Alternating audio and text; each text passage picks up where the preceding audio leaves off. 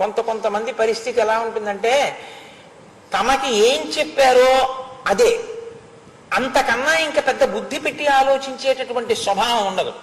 మిలిటరీలో పనిచేసేటప్పుడు యుద్ధం జరుగుతుంటే యుద్ధ భూమిలో పడిపోతారు, చనిపోయి కొంతమంది ఉంటారు, ప్రాణాలతో కొంతమంది ఉంటారు.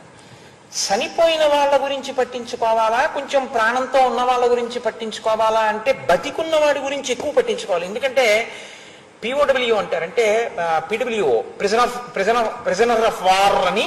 ఈయన కానీ దొరికాడు అనుకోండి, ఆ శత్రు దేశం వాళ్ళు తీసుకెళ్లి వైద్యం చేయించి ఆ రహస్యాలు రాబట్టడానికి చిత్తక్షోభ పెట్టేస్తారు. ఇంకా అందుకని గబగబా ముందు కొస ప్రాణంతో ఉన్న ఆయన్ని తీసుకొచ్చేసే ప్రయత్నం చేస్తారు.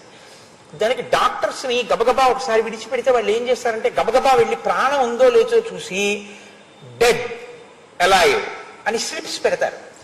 పెడితే గబగబా వెనకాలన్న వాళ్ళు వెళ్ళి చచ్చిపోయాడు అంటే కొంచెం ఆ శవాన్ని గబాలను విసిరేస్తారు వ్యాన్లోకి.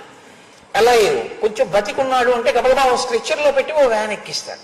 అంటే బతికున్నాడు కదా, మరి అలా విసిరేస్తే ఎలాగా, తీసుకురావాలి హాస్పిటల్. కానీ డాక్టర్స్ స్లిప్ పెడుతూ ఎవరిదో ఒక ఆయన హార్ట్ బీట్ సరిగ్గా అందలేదో ఆయన కంగారులో చూసి చనిపోయాడు అనుకున్నాడు, డెడ్ అని స్లిప్ పెట్టాడు. ఆయన ఇంకా కొద్దిగా బతికున్నాడు.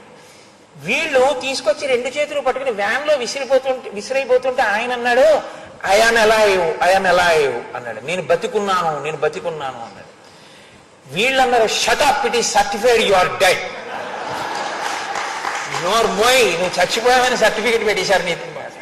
అది ఎలా ఉంటుంది, వినడానికి బాగుంటుందేమో, తన డ్యూటీ తన కరెక్ట్గా చేసేసినట్టు ఉంటుందేమో, కానీ అలా చేయడం ఎంతవరకు సమంజసం?